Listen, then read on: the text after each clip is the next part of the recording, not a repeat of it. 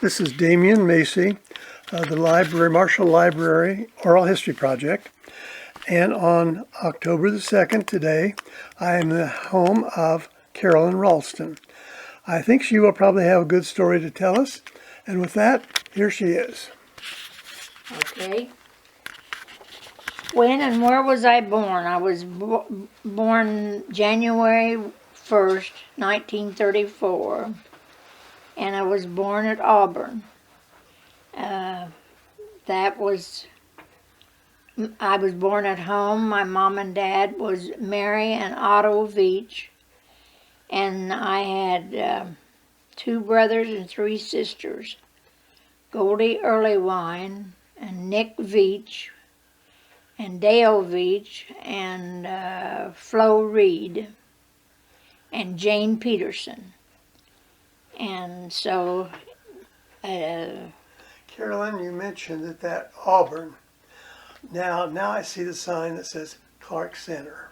That was the center of Right. Clark Do you know County. when that transfer took place from the name of Auburn to Clark Center? No, and I don't know where they got, and there's nobody left for me to question anymore, you know.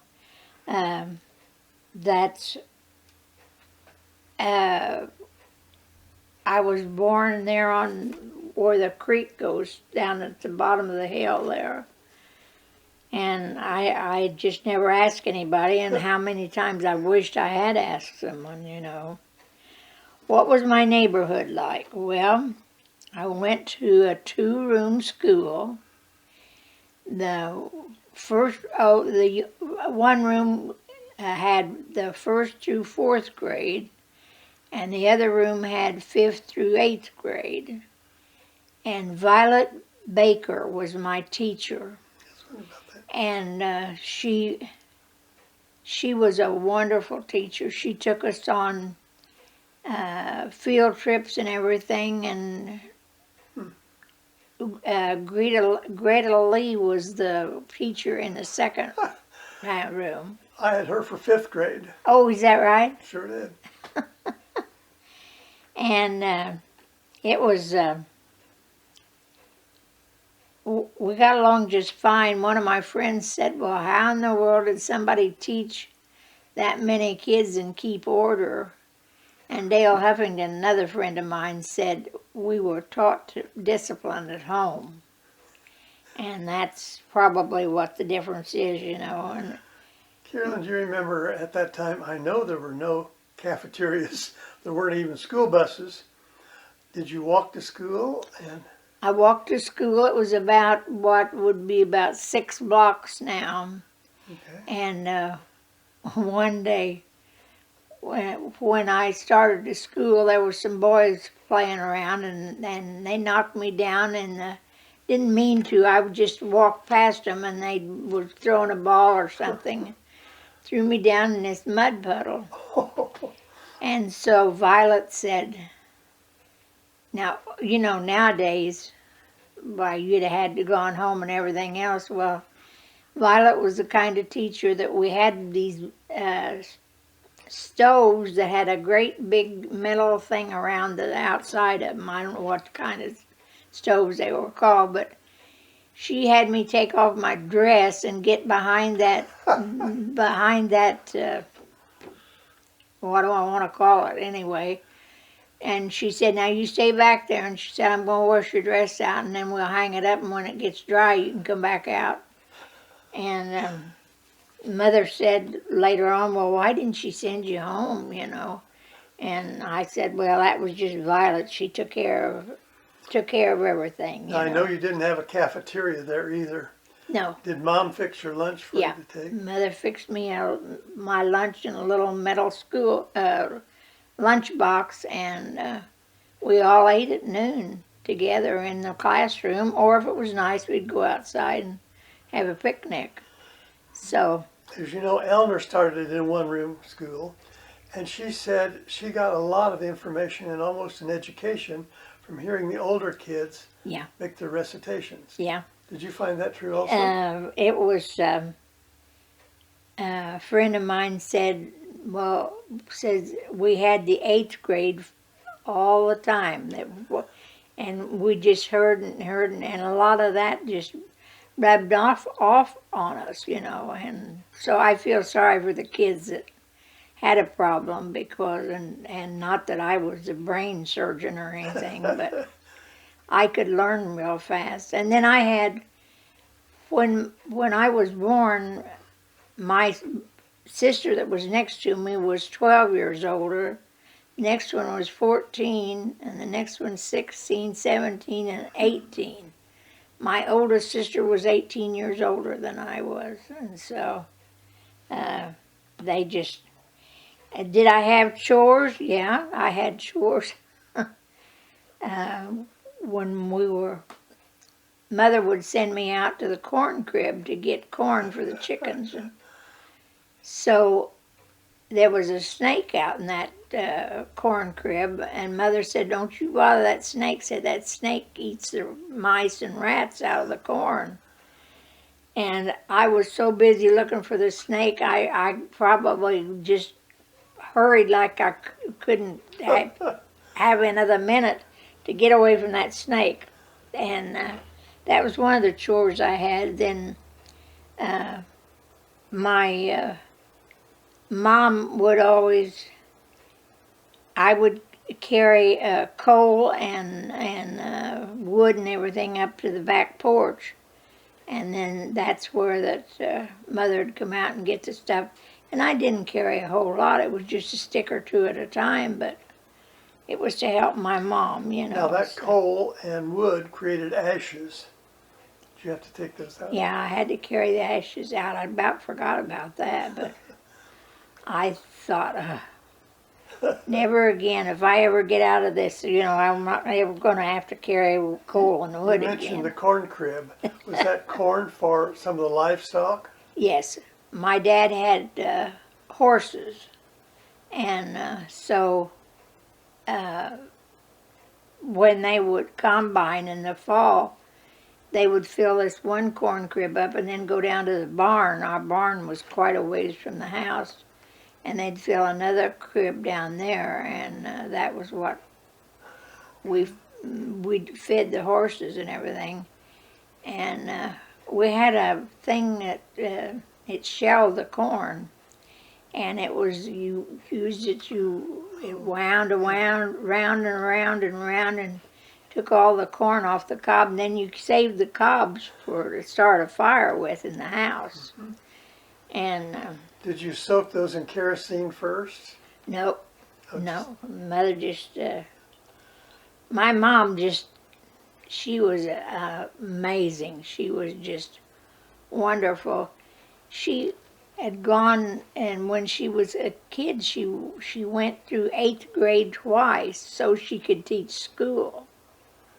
And and that's what she did, before she married my dad. So. Did she have a big garden? Yeah, we always had a big garden. Yeah, I mean we could have fed a lot of people out of that garden, and I hated to go out in that garden because Mother would say, "Well, now do this or do that or something else," and I'd think, I don't like a garden. But then later on, for years, I had a big garden when I got. It's nice to have that fresh stuff to eat. Good stuff, Now she did a lot of canning. And yeah, we shelled it for the chickens, and then she would take apples and fruit, whatever we had, any kind of fruit. We had several trees of apples, and she would put me up on the roof of the coal house, we called it. And she would hand that fruit up, and we would dry that fruit up there on top of that roof. She'd put a sheet down, and then we'd lay the apples and everything, and they'd dry out. And so that was another chore I had. So.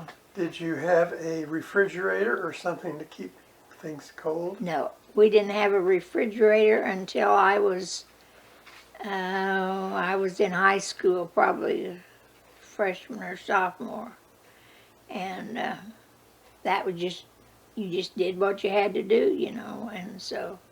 Did you have like a fruit cellar or something to kind of cool things down or keep them? Yeah, we had a cellar in my house. We had, with the house was a part of it, but it sat over here, and then we had a screened-in porch, and that's where we ate in the summertime, and then a summer kitchen that had a kerosene stove in it that she would bake and everything, because, you know, we didn't have anything that you just turned the knob and that was it, so. You didn't have electricity at that time either, did you? No, no. And so, well, I said no, we had electric lights, but there wasn't any plug-ins or anything because nobody knew what they were for, you know. And so we had a light that hung down in the ceiling, and but it wasn't nothing. You didn't have one like that, did you? No. Did I have hobbies? Yeah, I had hobbies. My mother was a great crocheter and everything. She tried to teach me. But my mom didn't need a book to read out of. She could look at something and she could crochet it. Wow. And she just made lots of things, and I couldn't do it. When I got a little bit older, I bought a book and taught myself how. And Mother said, well, I tried to do that years ago, but you weren't interested. And I thought, well, no, I can't look at something and make it, you know, so. Is that some of your handiwork on the Yeah, chair there? yeah. That's there. beautiful. And gorgeous. so I just, Do you still do any crocheting? yep, yep. Good. Yeah, I love to crochet, and that's what keeps me out of trouble, you know, is I'll bet you have more hobbies than one. I had a cat, and she became part of my life. I mean, and when she died, I tell you, I was just heartbroken, thinking that I wouldn't have Fluffy with me anymore. But she would. I could dress her up in doll clothes or anything, put her in my baby buggy, and she just. So. Just to go back to school for just a little bit, when you had a thing called recess, do you recall some of the things you might have done at that time? Okay, we had recess, and handy Andy over we threw a ball back and forth and over the coal shed at the school, and we'd get out and we'd play tag. We'd play fox and geese with us in the snow time, you know, when we had snow. We had a great time. So, Well, from that school in Auburn, you graduated from there, and what happened? I went to high school in Marshall. Yeah. My mother had said when my sister was 18 years older than I was, and she said when she finished 8th grade, she said, you're going to go to high school. My mother had been a Wells from over at Martinsville, and Grandpa Wells thought that education was very essential, you know. And so all my brothers and sisters and I went to Marshall to school. Great.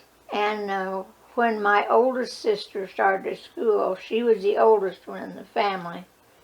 And my dad wouldn't let her drive a car. But then her brother was just a year younger, and when he started, then my dad had let him drive. But he didn't think women could drive, and so I guess, I don't know, but my sister stayed with an aunt of ours that lived here in town, lived in Marshall, and to pay her room and board, she helped her wash and iron for people. And so She graduated in 1934. What was your favorite subject in school? My favorite subject, reading. Oh, I love to read. And we had a Fred Herring, or Fred, Huffington. Oh, yeah. Fred Huffington. He would bring a library of books. I mean, he had his seat filled, in the back seat filled with books, and had it sorted, and so he would come. I can't remember if it was once a week or once every 2 weeks. Anyway, I just loved to read, and he would leave. He'd let us pick out a book, whatever we wanted, and by the next day I would read the book because I just loved to read, and still do. I still. Could you take only one book out at a time, or One. could you take more than One. one? Because there were about, let's see, probably 35 people, 35 in the school. Well, that many. And so, he couldn't let everybody have whatever they wanted, or I'd have taken the whole bunch, but... You might have taken them all. Yeah, might have. Well, you mentioned your favorite subject. What was your least liked subject? Math. And I hated it all the way through high school. And I said, Mr. Hornbrook was a math teacher, and I didn't understand algebra and geometry at all. And so he would let us memorize the theorems that got you where you wanted to be in algebra or geometry. And I could memorize anything. That didn't bother me. And I said I'd still be in high school if it hadn't have been for memory. After high school. I graduated from high school when I just turned 17. And I skipped the first grade because in elementary school, because I had all those older brothers and sisters, and they were, they'd sit down and they'd have me do stuff. And when I got to first grade, Violet told my dad, said, well, she knows everything there is to know. Nothing new. Yeah, because it isn't like it is now. I mean, Oh, I'm sure. But she said, well, I'm going to put her in the second grade. And my dad said, well, whatever you think, so. But anyway. Did you have an idea after high school what you wanted to do? Well, I was going to, my future husband was in Korea. And he'd been there for 18 months. I mean, he'd been gone from home for 18 months. So I was just 17, and so I tried to get a job. And back then, you couldn't get a job when you were 17 unless you had your parents sign. And so I finally went over to Terre Haute and got a job at Winslow Scale Company up in the north end of Terre Haute. And so I went to work and worked for a year and a half until he got home from Korea. And so then we got married, and then he was in the Marines, and so we just followed him. He was stationed first down in Indiana, and we went down there, and then while he was down there, he got a chance to go to recruiter school. And so we went down to South Carolina and went to recruiter school, then went to Michigan. And so You covered some geography then. yeah, for a girl that hadn't been away from Auburn and Clark County, that was quite a trip, Quite an adventure. So anyway, let's see. We moved away, and we were gone for, until, let me think, We got married in 52, and then we came back in 59. He decided that he'd had enough of the Marine Corps, and he That's decided he'd come back. So Well, when you came back then, what was your husband doing and what were you? he worked for Terre Haute First National Bank, Oh, okay. and then we started having kids, and I had 5 kids in 7 years. So That took your I time was right pretty there. busy there for a while, you know. So Just a second on the hobbies. I'll bet this thing over here in the corner was part of your hobby too, wasn't it? that's right. I started taking piano lessons from Nina Hogue, and I took lessons I was from 5 to 13, and I play a lot by ear, and so Nina said, you know, I can't do anything more with her. She wants to play by ear, and so She probably didn't like that, did she? she didn't really encourage me any. I'll say that much. So she was a wonderful teacher, though. Oh, she was so sweet and so nice. Did you have a piano at home at that time? We didn't have when I was small because my dad or somebody would take me up to my aunt's house. That was his sister, and she had a piano. Nick and Hattie Hurst. I don't know whether you ever heard of that name or sounds, not. yes. And so she was the one that she wanted me to play that piano because she played the piano. And so the deal was that I'd go to her house and I'd go 3 days a week and I'd practice for an hour, hour and a half. And she didn't have any kids, and she made me practice that time, you know. And I feel bad because she never ever heard me play for church, because by the time I started playing for church, she was gone, you know. And so, but when I sit down and start playing, it's just because of her. Because if she hadn't said you're going to practice and so on and so forth. So do you find with piano or your music, it is a way to kind of unwind and relax? Yeah, yeah. I like to.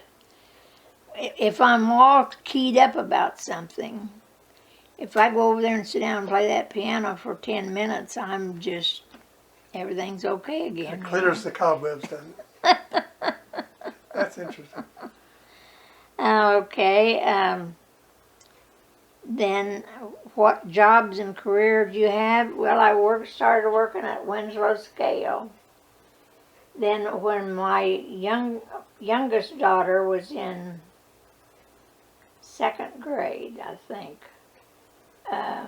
I started working for the school. I was a teacher's aide, and I helped down there and enjoyed it. And so then from that, from a teacher's aide, I went to North School, or no, wait a minute, let me think. I went to, I worked as a teacher's aide, and then I got a chance to go to high school. And so, and then I was a secretary up there, huh? You kind of graduated. Yeah, yeah. They kind of graduated me because I was working with special education kids down at South School. And so then I went to the high school, and I worked there for quite a while. Then Velsico came open, so I applied out there as a secretary, and the first week I was out there, and I'd never seen a computer. Never seen one. The gal that was working back there, she quit, and so they put me back in a computers. And I'm telling you, you talk about I tell you, I thought I'll never learn this, but I finally did. Do you And then recall- they closed Velsico. Yeah. So then I went to Paris and worked in Edgar County Savings and Loan. Oh, yeah. And then the job came open down here at Human Resources. So then I came down and applied for that and got that job, and that's where I retired from, was Human Resources. And so Did you find that kind of a distinct challenge? it was something I'd never experienced before, because I'd been a secretary all those years. But I'd never dealt with people. I had drug problems and drinking Yeah, problems, and Kind of scary a little bit. it was, by then I was married to John Ralston, and so he insisted that they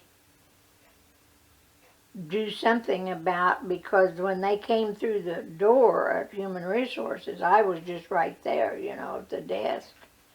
And he didn't think that was very safe for me, but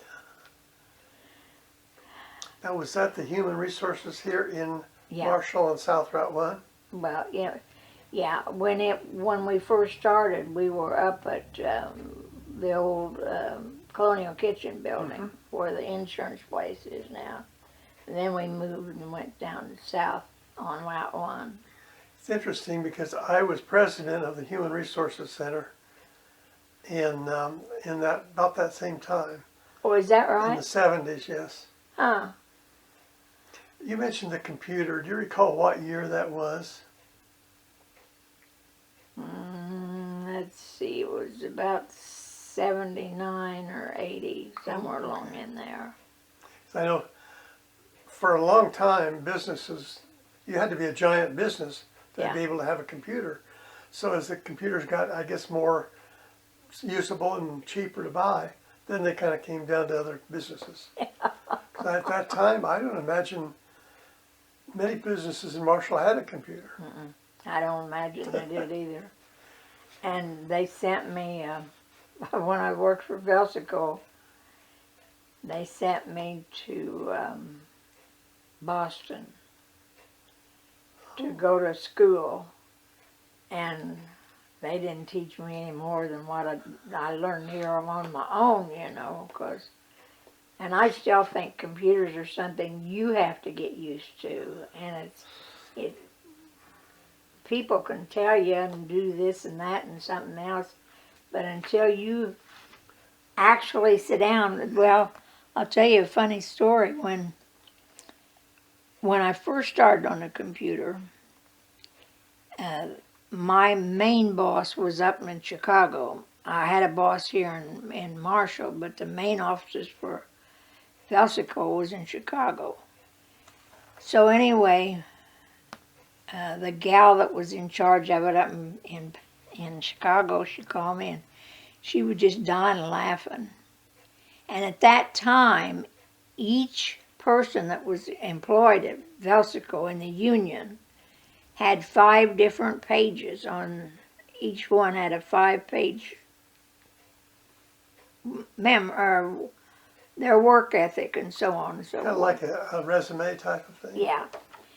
So she called and she was laughing and she said, now I'm not scolding you, but she said, at that time Velsico had almost about 250, 275 people. She said, did you know you changed every one of them to a black man?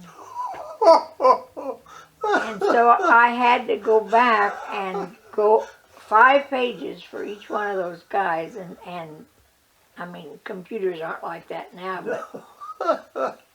but she laughed, and so I went in and told my boss, Tom Thornton was the boss, and what I'd done, and he said, don't worry about it. He said, you're just learning, you know, but he didn't have to go back and do all those pages for every one of them, He know. wouldn't believe that he had that many black people working either, did he?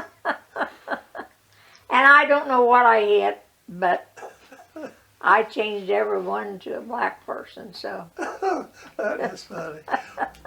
So was that a big change in experience then for you that it didn't happen again, obviously? No, it never happened again because I would do it and then I would send a copy to the gal in Chicago and then she would say, well, no, it's not, I never did that again, And she was very nice to work with. Now you mentioned sending it to Chicago. That was by U.S. mail, all that too, wasn't it? No, it was on the computer. Oh, really? Okay. Yeah. No, it was on the computer, but then we could send everything, but it was a challenge, I'll tell you. It sounds like it. Was there a person that was a major influence in my life? Yeah, I'd have to say Violet Baker. That was your teacher. Yeah, there was a teacher, and she, later on, she played the piano at Auburn Methodist Church, and she had to have some kind of surgery. I don't know what it was, and so she said, I want Carolyn to come and play the piano. And I said, oh, Violet, I said, I can't do that. And she taught kids to play the piano, too. She was very good. And she said, you come up here and say, we'll work on it a little bit. Well, that was the first experience I had of playing for church, because that's a whole different ballgame. Unnerving the first time, isn't it? Yeah, you just really kind of get nervous about it. So. Well, how long did you play there, and then what brought you to in town? Well, that was when I was 15, and I played until Violet got so she could come back from, I can't remember, it must have been surgery or something that she had that she couldn't play, but I just played for a little while out there, and then I didn't play until my Mary was in the second grade. And we moved back to Marshall in 79, 59. Let's see, 59, yeah. And so I hadn't gone to church anywhere. When we were in Michigan, we lived in Michigan, and I went to church up there and was baptized into a church up there. But then when I came back to Marshall, I had all the kids to take care of and everything, and so then Lucy and Joy Barrett, you probably know who they were. She came and down to the house, and she said, I got a letter from your preacher up in Michigan, and said he wants to know why you aren't in church. And so, we started going. And the kids, I taught the kids to sing in harmony. And so we went, it was about a year and a half or so that we would go to different area churches and sing. It was called Brown Bunch or something like that. So, but that was kind of a fun time. Did you teach your children to play piano? I tried. I like that. My oldest daughter can play the piano. She's very good at it. I mean, she plays by note all the time, and she makes fun of me if I play by ear. She said, I play better than you do, but I don't know whether that's true or whether it isn't. So, but then the two boys played the guitar. My two sons played the guitar.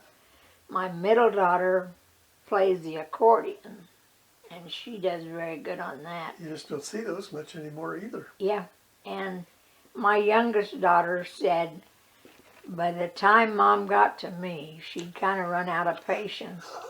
So she said the only thing I played was the radio. So, it's, my boys are very good with the guitar, Uh, I didn't teach them to play that. They learned that on their own, or some of their buddies taught them, you know. Where do your children live? Okay, I have a son that lives in Oklahoma. He's a lawyer. My other son's an electrician, and he lives in Tennessee. My oldest daughter retired from teaching and sub-teaching for 45 years. She lives in Rolla, Missouri. Cheryl was a school psychologist, and she lives out here by the state line. And Mary, my youngest, is still teaching school. So I think I've been pretty fortunate, you know. Yes. But your kids are sure scattered out. Yeah. And I've got 22 grandkids. Oh my. And 37 great-grandkids. Wow.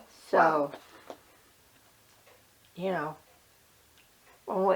we can't get together. I mean, we've tried, and everybody that can come does, but we never can all get together.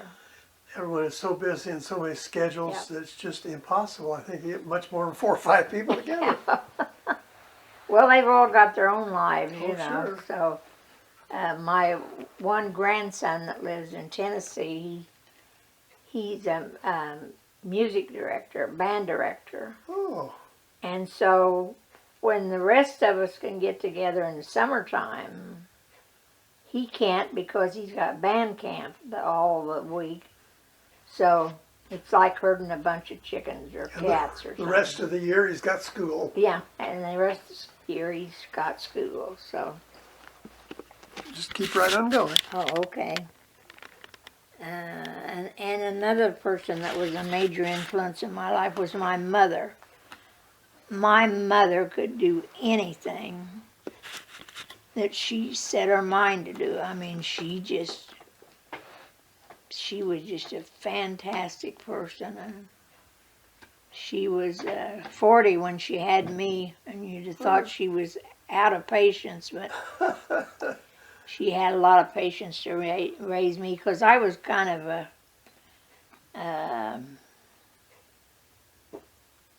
a little bit independent. Surely not. And several people say, well, I know where your girls get their independence. I said, it must be from their dad because it wasn't from me, you know. So. Did your mother have any background in music or anything? My mother could play she taught, or was taught on the old organ, the pump organ that you pumped with your feet, you know.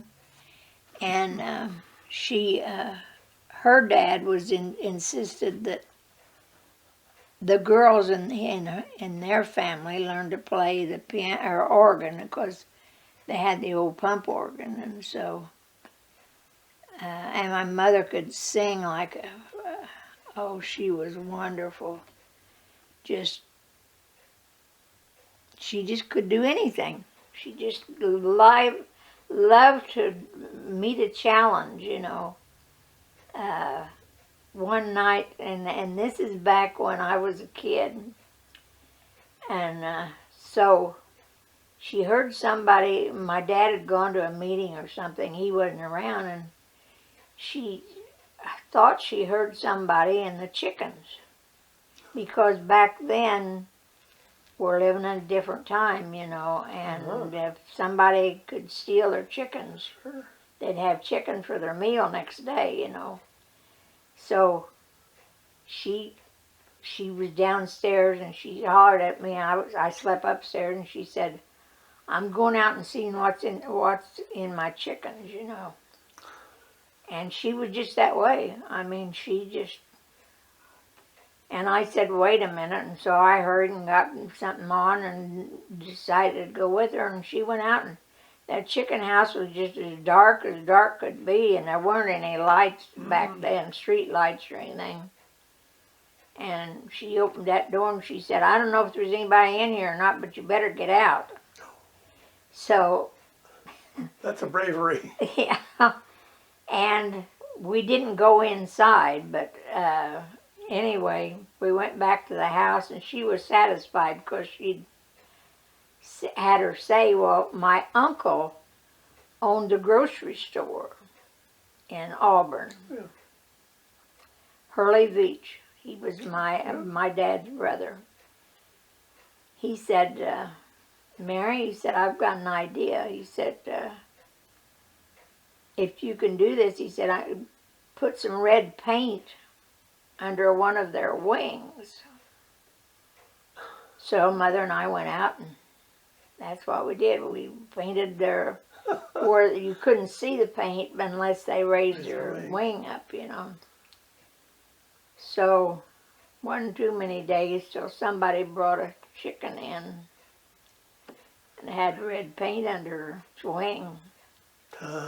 My uncle said, now I'm not going to say anything, but he said, I want you to know this chicken's got a red under its wing. And the guy said, what? So he raised the wing up, and there was that red paint. He said, if I was you, I wouldn't go around Mary Veach's chickens anymore. And it was a person that didn't have very much. And if they would have come and asked my mother for something, she'd have given, you know. But that was my chicken story anyway. I like that. Well, we're talking about those early times. Was your folks, did they have a car at that time? Yeah, my dad had a car. Okay. So that was their most of the transportation. We went to the movies every Sunday night in Martinsville. I don't know why, but when my sisters, when their husbands went to the service in World War II, that and my brother's wife, they would come and stay with my mother, and so I was raised with grandkids, you know, but they were just like little brothers to me because I didn't know any different. But we'd go over to Martinsville, and we'd go to show every Sunday night. We didn't know what the movie was. It didn't make any difference. We just got to go somewhere, you know, so. When we moved to Martinsville in 1947 or 48, I used to go to the show just about every time it changed. Yeah. But it was a 9 cents for the 35 cents for grown-ups. Grown-ups, yeah. And 9 cents for kids. Okay. I remember those days pretty well too. Well, and I have no idea.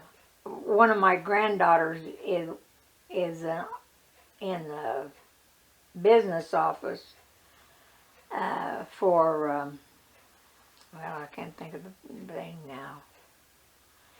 Anyway, she's worked herself up to, she's an officer in that company, and she can get free tickets for us, for anybody, I mean, for her family. She doesn't give them to everybody, but that we can go to a movie. And so once or twice my daughter came and said, Mom, come go to the movie with us. And that didn't go over very well because I went to sleep. Must have been an exciting movie. It was exciting, I guess. So AMC, that's who she works for, American Movies or something like that. She's out in Kansas City, and so anyway, that's about all I know. Well, you've been a fascinating person to visit with. Oh, As I thought it would be. When you mentioned playing piano for 50 years, wasn't it? 50 plus. What made you decide to bail out? We had some younger people in church, and they loved to play when I played, but I thought, now it's time for them to take over. It's time for them step up, and it's worked out. At first it was like, well, Carolyn, you can't quit, and you can't. And so Carolyn just did quit. I play whenever they need somebody, if they're on vacation or something odd. So you fill in. Yeah, I fill in. And then I played for over 200 funerals. And so I called Ed and I said, I'm through. And he said, well, I hate to hear that because I knew I could depend on you if I could. But I'm 90 years old. And I figure if I don't have sense enough to step down and let some of the younger ones take over, who's going to do it, you know? So. But are you aware of the shortage and difficulty of churches to find musicians now? It's really something. My son goes to a church down in Tennessee, and at the time that he called me, we went down to visit, and he said, Mom, will you play for church? And I said, well, no, I don't, because I thought I was going to step on somebody's toes, you know.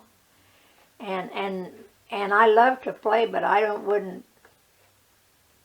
want to push somebody out of a job, you know. So we got down there, and so these people come up and, oh, are you going to play today? Are you going to play? Well, we've always been playing, we sing by a film or something, you know. Probably recorded music. Yeah, recorded music. And I tell you, thought I'd invented something great, because, and they came up when church was over and said, well, play something for us that isn't churchy, you know. And so I did, but... Was that piano or organ? Pardon? Was that piano or organ? Piano, yeah. They had the organ, but Mark said, I don't know, my son said, Mom, I don't know whether they can follow the organ because there's a different tone there. Oh, that, and said maybe they'd be better off with the piano, so. But anyway, it's been fun. Have you noticed the changes in organs too, from the old pump organ up to modern technology? Oh my. The organ at church has got, well, you've been there, I think. You helped set it up and everything. And so it went on the blink here not too long ago, and so they had to have the guy from Effingham where they'd bought the organ. And so he changed this and that and something else. Well, wouldn't you know it, the next Sunday I had to play. And I said, Holding your breath. I said to Lola Goodwin, I said, oh, tell me what I got to do here, you know. And she said, well, it won't hold the stops anymore because it won't, you know. And so anyway, they had to come back again, and we got through that Sunday, but I want everything working okay when I go. Oh gosh, yes. When you were in the old building, you had a Hammond organ, I think, and it was transferred to the church. Now, I know they don't have the Hammond anymore. No, I kind of got my feathers ruffled then because they had crystals in the old organs, you know, that was... Tubes. And so we were having a problem. People didn't want the organ and piano anymore at church. They wanted to play guitars. Yeah. That isn't church to me, you know. When I hear that organ, then I feel like I've been to church, you know. Exactly. And so anyway, somebody had stepped on those. They'd taken them out of the organ and stomped them and crushed them. And John and I went up to fix communion, and I said, look here. And of course he didn't know anything about Was that on purpose or accidental? No, I think it was on purpose. So the guy that was, I think was the one that did it, I never, but he was good. And so he said, well, we don't have any money in the budget. I said, we're going to replace that organ. He said, we don't have any money in the budget. And I said, well, that won't be any problem. And so Kevin Carpenter and I went around. By Wednesday of that week, we had enough donations to buy the organ. I mean, it was used, the organ. I mean, we didn't have to have something fantastic, it just so it would work. So he didn't stay at the church very long after that, after we'd made our point and proved it, you know, so. Kevin still plays there, doesn't he? Yeah, Kevin. I thought so. Yeah. Does he have a backup or someone if he's not Well, there's Lola Goodwin there? Okay. and Kevin, and they both can play the piano or the organ. Then Loretta Morris, she plays the piano, and so it's the three of them. I mean, it's whoever. And then, like I say, if they need a fill-in, well, I'll go and I can play either one of them. But I think it's time for them, the younger people, to step up. Well, that's what I felt about the city band. Oh, there's enough other young people. It's time for the next generation to take care of things. Right. Well, it's been a delight visiting with you, Carolyn. Well. And you remembered you didn't have anything to say? Oh. I talked my way out of everything, you know. No, it's just enjoyable as can be, and I thought it would be. But this is the thing that this kind of information, and I know I interrupted you a lot, No, but it's okay. about the things in school and the town and all those, somewhere there's going to be no one that knows that. Well, right. And now's the time to get it recorded. Yeah. Well, and my kids say this all the time because they'll say, well, Mom, you know, I mean, they can't imagine that you couldn't have electricity and you couldn't have a refrigerator and you couldn't have a gas stove and you There's couldn't some- have a furnace. you Something know. called air conditioning too. Yeah. And they'll say, oh, Mom, how did you live? I said, well, I lived, when I went to bed at night, it was in the upstairs. And in the winter, it was cold as could be. In the summer, it was hot as could be. And there was no air conditioning, my dad would get up in the morning and start the fire in a coal stove down in the living room. And there was a vent I was in the bedroom upstairs. There was a vent that went through, and I'd wait until I could hear him doing something with the fire because it didn't take only just a little bit for that to get warm enough I could get up. And You probably got heat upstairs before it was very hot Yeah. downstairs. that's right. So times have changed, though. You mentioned you did have a car, and you're very fortunate there. Yeah. Do you remember what the price of gasoline might have been? No, my oldest sister, I can remember her saying that gas was like 10 to 20 cents a gallon when she was running around, you know. And That's quite a contrast too. Plus the price of that car has changed. oh yeah. Well, Well, again, I want to thank you, Carolyn. Thank you for your time, and I enjoyed it so much. thank you. And now you're going to be a part of history. I tell you, I told the kids, I said, I don't know what Damien's wanting me to say, and one of them said, well, I hope he doesn't say anything to get you upset, says you can get started on a roll with that. I didn't think I was a potential threat. It's been great. Well, I didn't think so, but my kids